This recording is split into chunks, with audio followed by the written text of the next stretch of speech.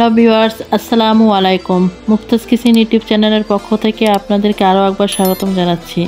আশা করি আপনারা সবাই অনেক অনেক ভালো আছেন। আমিও আপনাদের দোয়ায় আর আল্লাহর রহমতে খুবই ভালো আছি। আজকে আমার রেসিপিতে আপনাদের জন্য নিয়ে আসছি খাসির পায়া বা নেহারি রান্না। কোনো রকম ঝামেলা ছাড়াই প্রেসার কুকারে খুবই সহজে কিভাবে এই খাসির পায়া রান্না করা যায় সেটাই আপনাদের সাথে আমি আজকে শেয়ার করব। আর এই খাসির পায়া বা নেহারিটা খেতে খুবই মজার ও টেস্টি হয়ে থাকে।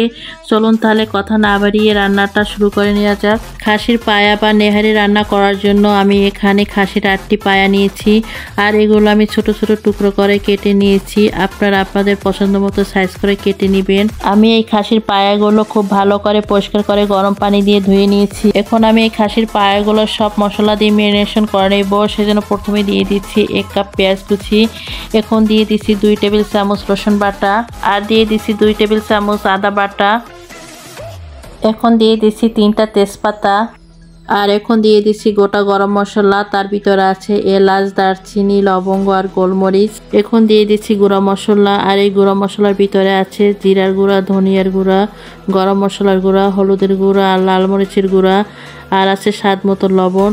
আমি সব মশলাগুলো 1 চামচ করে নিয়েছি। এখন এই গুঁড়ো মশলাগুলো আমি এই পায়ের ভিতরে সব ঢেলে দিচ্ছি। এখন দিচ্ছি 4টা কাঁচামরিচ। এখন সমস্ত মশলার উপকরণের সাথে আমি এই খাসির পায়া বা নেহারিগুলো ভালো করে মাখিয়ে নিব হাত দিয়ে। তবে চেষ্টা করবেন হাত দিয়ে মাখিয়ে নিতে।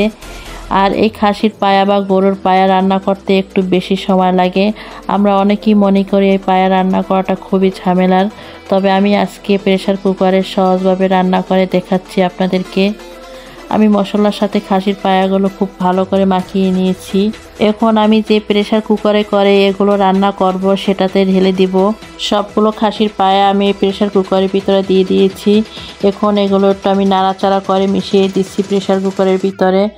তারপর দিয়ে দিচ্ছি আমি সামান্য পরিমাণ সয়াবিন তেল। আমি যে পাত্রে করে পায়াগুলো ম্যারিনেশন করে নিয়েছি সেটা ধুয়ে এগুলোর ভিতরে পানি দিয়ে দিচ্ছি, আর এই পানিটা দিয়ে আমি পায়াগুলো কষিয়ে নেব। পানির সাথে আমি পায়াগুলো ভালো করে একটু মিশিয়ে দিচ্ছি।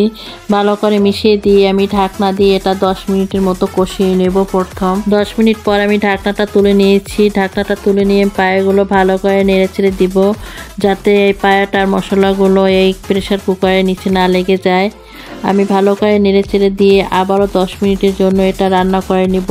10 মিনিট পর আমি ঢাকনাটা তুলে নিয়েছি।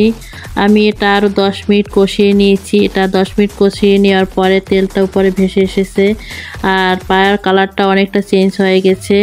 এখন এতে আমি ঝোলের জন্য পানি দিব। তবে আমি এটা প্রেসার কুকারে রান্না করতেছি, তাই আমার পানির পরিমাণটা কম লাগবে। আর যারা আপনারা প্রেসার কুকার ছাড়া এটা রান্না করবেন তাদের পানিটা একটু বেশি লাগবে।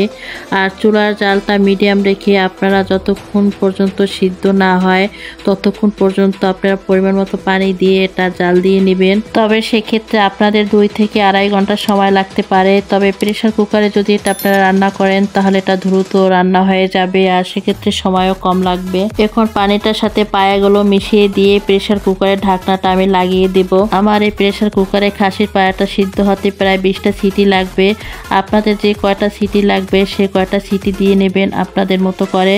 তবে আমার এই 20টা সিটিতেই আমার এই পায়াগুলো খুব ভালো করে সিদ্ধ হয়ে যাবে। 20টা সিটির পরে আমি ফিরে আসলাম। এখন প্রেসার কুকার থেকে গ্যাসটা বের করে ঢাকনাটা খুলে নিয়েছি। খাসির পায়াগুলো খুব ভালো করে সিদ্ধ হয়ে গিয়েছে। এখন এটা আমি বাগার দিয়ে নেব। সেই জন্য একটা ফ্রাই প্যানে আমি 3 টেবিল চামচ সয়াবিন তেল দিয়ে নিয়েছি। তেলটা গরম করে এর মধ্যে দিয়ে দিচ্ছি 2টা পেঁয়াজ কুচি, আর দিয়ে দিচ্ছি ছোট সাইজের একটা রসুন কুচি। পেঁয়াজ আর রসুনটা বাদামি কালার করে ভেজে নিব। যখন পেঁয়াজ রসুনটা বাদামি কালার হয়ে আসবে তখন দিয়ে দিচ্ছি 4টা শুকনো মরিচ। এখন সব কিছু আমি পেঁয়াজ বেরেস্তার মতো করে ভেজে নিব। যখন পেঁয়াজ বেরেস্তার মতো একটা কালার চলে আসবে তখন এর মধ্যে আমি পায়াগুলো ঢেলে দিয়ে দেব। সব কিছু বাগারের ভিতরে ঢেলে দেওয়ার পরে এখন এই পায়াগুলো আমি বাগারের সাথে ভালো করে নেড়ে চেড়ে মিশিয়ে নেব।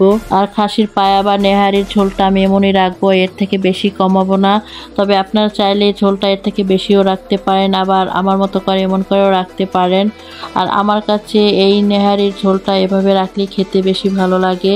এখন আমি এই নেহারির ঝোলের ঘনত্বটা আপনাদেরকে দেখিয়ে দিচ্ছি। আমি এরকমের ঘনত্বটা রেখেছি। সব শেষে এখন আমি এর ভিতরে দিয়ে দিচ্ছি গরম মশলার গুঁড়া আর কিছু ভাজা জিরার গুঁড়া দিয়ে দিচ্ছি।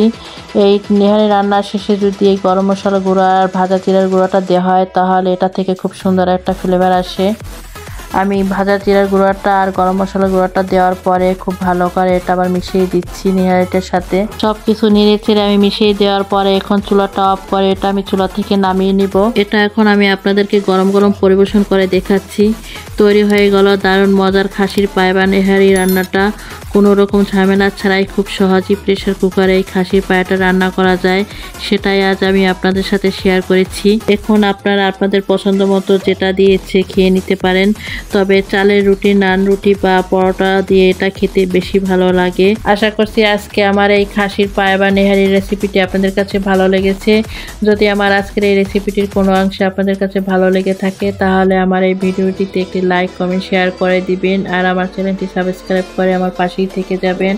পাশে থাকা বেল আইকনটি অন করে দিবেন যাতে আমি এরকমের নিত্য নতুন সহজ ও সুন্দর রেসিপি আপলোড দেওয়ার সাথে সাথে আপনাদের কাছে নোটিফিকেশন চলে যায় ভিডিওটি দেখার জন্য। আজকে পর্যন্তই, সবাই ভালো থাকবেন, সুস্থ থাকবেন, সবাই সবার জন্য দোয়া করবেন। আল্লাহ হাফেজ।